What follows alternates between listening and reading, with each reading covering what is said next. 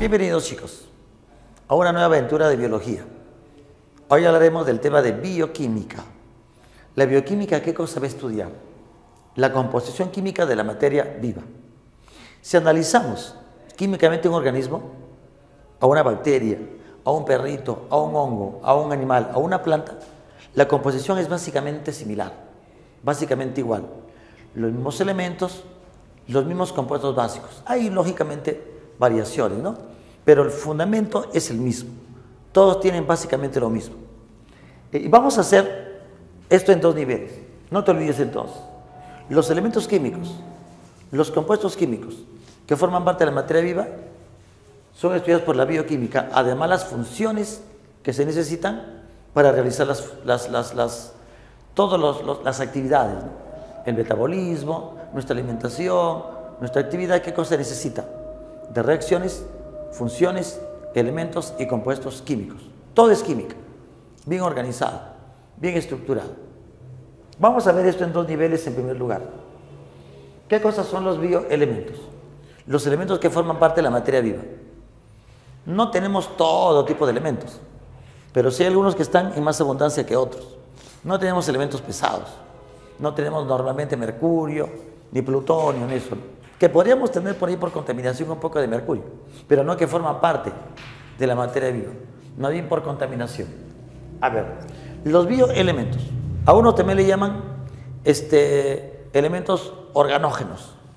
Vamos a dividir esto en varios tipos. Según la composición química de un organismo, hay más o menos compuestos químicos. No uno más importante que el otro. Todos los elementos son importantes, todos son importantes. Solo que unos hay más y otros tenemos, ¿qué cosa? Menos elementos químicos. Te comentaba que los elementos químicos son básicamente similares. Según la cantidad, podemos clasificarlos del siguiente modo. No es una forma exacta de clasificar por si acaso. Hay varios criterios, ¿no? Por dónde están, por la cantidad. Por ejemplo, los organógenos, que son los elementos más abundantes, son los que forman parte ¿de qué? De los compuestos orgánicos, los glúcidos o carbohidratos, los lípidos, las proteínas y los ácidos nucleicos están formados por elementos organógenos. ¿Cuáles son? Oxígeno, carbono, hidrógeno, nitrógeno.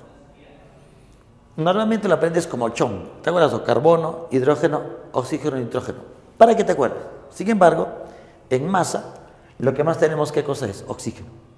Ah, mira, en masa. Si tú pesas, por ejemplo, unos 50 kilogramos, poco más de 30 kilos serían de oxígeno. En segundo lugar, el carbono. Una tercera parte de esto, ¿no? Tendrías unos 10 kilos por ahí de carbono. Unos 5 kilos de hidrógeno y un par de kilos un poco más de ¿qué? De nitrógeno aproximadamente. En la materia orgánica, si lo que más tienes, ¿qué cosa es? Carbono. Pero en total, en tu masa, es el oxígeno. Pero mira que hay dos elementos más, que están en mucho menos proporción. Entre los dos, 1,2 a 1,2%, 1,2 a 1,3%. Los organógenos más abundantes, el chon, más o menos un 95% del total de los elementos químicos. Esto mucho menos. Por eso algunos le llaman a estos organógenos básicos, organógenos complementarios. Incluso a todos algunos le llaman primarios, por la cantidad. Por ahí vas a encontrar también que al fósforo y el azufre lo consideran como secundarios. No está mal. Lo que pasa es que se les coloca en este lado porque forman parte de la materia orgánica. Carbohidratos, carbono, hidrógeno, oxígeno. Lípidos, carbono, hidrógeno, oxígeno. Proteínas, carbono, hidrógeno, oxígeno, nitrógeno y azufre. Ácidos nucleicos, ADN, ARN, el ATP, ¿qué tienen? Oxígeno, carbono, hidrógeno, nitrógeno y fósforo. No azufre. Pero por eso te digo, ¿no? Estos son los elementos que forman parte de la materia orgánica. Entonces, esta clasificación es por qué tipo de compuestos van a formar. Los secundarios están en menos cantidad. El calcio mira más o menos 1,2 a 1,3%. El doble un poco de fósforo, ¿no? El calcio es importante porque permite la formación de los huesos, permite la formación de conchitas, endurece estructuras, ¿no? Formando sales. Pero también se utiliza el calcio en la contracción muscular, como ion calcio, ¿no? Se utiliza el calcio en la contracción del músculo, se utiliza el calcio en la transmisión nerviosa, en la coagulación sanguínea. Es bien importante el calcio. Entonces, mira, el sodio es importante porque va a regular el equilibrio electroquímico. El sodio es el catión más abundante en el medio extracelular. ¿Qué es un catión? Un elemento ionizado, en este caso positivamente. Afuera, este es el medio extracelular. Supongamos una célula, ¿no? Esto que está acá, ¿qué cosa sería? El núcleo, el medio extracelular, el medio intracelular. En el medio intracelular tenemos un poco más de potasio. Sodio en el medio extracelular. Cationes. El cloro es un anión, trabaja como anión, o sea, como elemento ionizado negativamente. Y es el anión más abundante en el medio extracelular. O sea, acá afuera, ¿qué cosa tendríamos? Más sodio y más qué cosa, más cloro. En la parte interna, más qué, más potasio. ¿Qué te parece? Ajá. El magnesio está en mucho menos cantidad, pero se le considera también como secundario porque, por ejemplo, es importante la clorofila, que es un componente importantísimo para captar la luz, ¿no? Durante la fotosíntesis. Si una planta verdecita, si una planta es bien verdecita, es porque tiene bastante clorofila. ¿Cuál es su elemento constituyente? Magnesio. Tiene otros. La clorofila tiene carbono, hidrógeno, oxígeno. Es una molécula orgánica. Y dentro de su estructura molecular tiene magnesio en pequeña cantidad. La hemoglobina nuestra tiene hierro. Los citocromos que se utilizan en el transporte de electrones en la respiración tienen ¿qué cosa? Hierro también. Por eso se le considera como secundario por su importancia, digámoslo así. Otros elementos químicos están en mucho menos cantidad. Mira, zinc, que es un activador enzimático. El manganeso es otro activador enzimático. El silicio, que forma parte, por ejemplo, de las paredes celulares de algas, ¿no? Silicio. También forma parte del esqueleto de esponjas. Nosotros mismos tenemos silicio en nuestros ligamentos. El cobre es otro activador. Parte importante en la hemocianina, que es un pigmento que tienen los insectos. Tenemos también el cobalto. Cobalto forma parte de la vitamina B12, que favorece la fabricación de glóbulos rojos. Si te falta cobalto, si te falta vitamina B12, te da anemia perniciosa. Si te falta hierro, te da anemia ferropénica.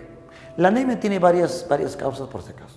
En este caso sería por falta de cobalto o vitamina B12, por falta de qué cosa, de ingesta de hierro, ferropénica, perniciosa. Aluminio, cromo, activadores enzimáticos también, son reguladores de funciones. Yodo permite la formación de la hormona tiroxina. Nuestra tiroides capta yodo, pequeñísima cantidad. Si no tienes la cantidad suficiente de yodo, se te inflama la tiroides y te da bocio, también llamado coto. Flúor favorece el endurecimiento de dientes, ¿no? Boro favorece el crecimiento vegetal. Litio regula la función nerviosa en pequeñísimas cantidades. Y así por el estilo. Tenemos vanadio, selenio, entre otros elementos químicos reguladores. Ahora, los elementos químicos, sobre todo los organógenos, no están sueltitos por ahí. Se van a unir mediante enlaces. ¿Para formar qué? Las biomoléculas. Mira, podemos considerar la división clásica, ¿no?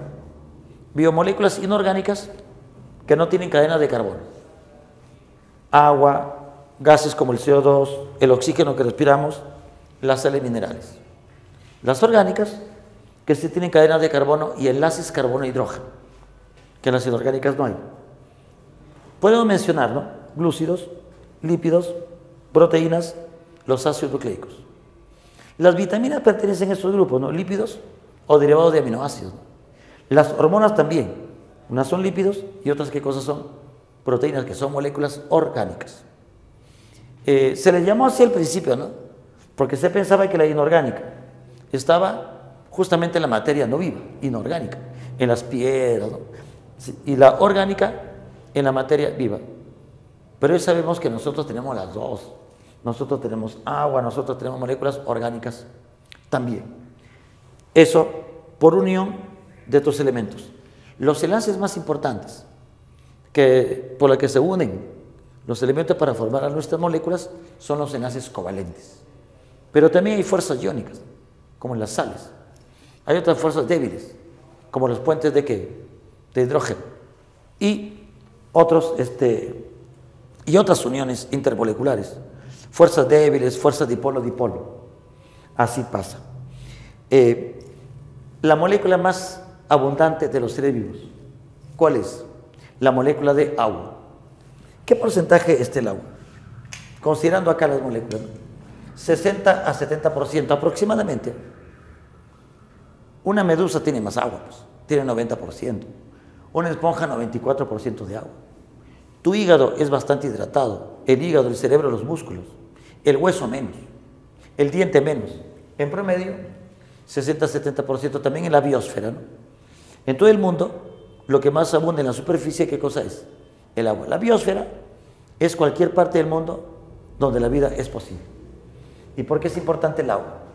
Ya, te da sed, tomas agua, lógico. La sed te avisa que te falta agua.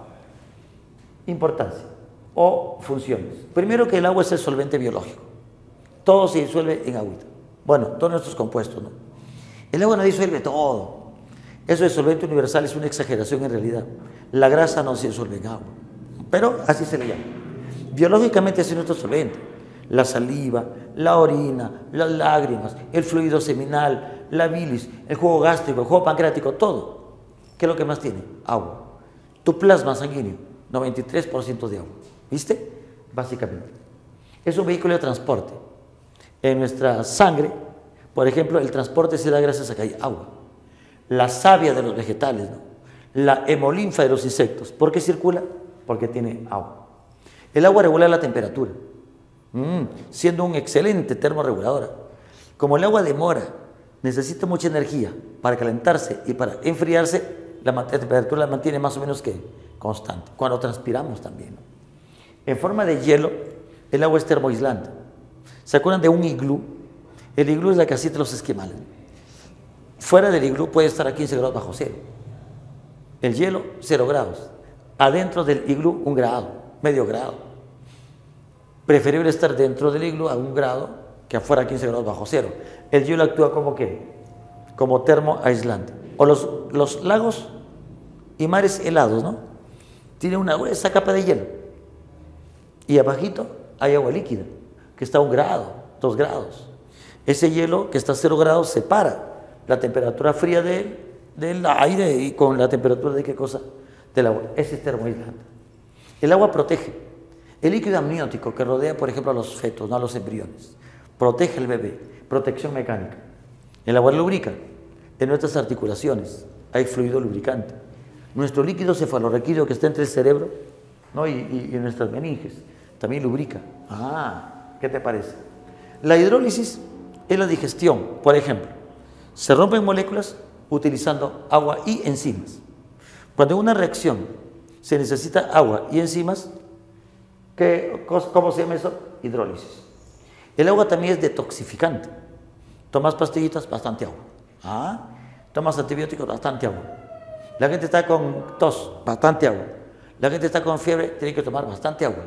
O sea que la agüita que, digamos que te lava por dentro, desintoxicante.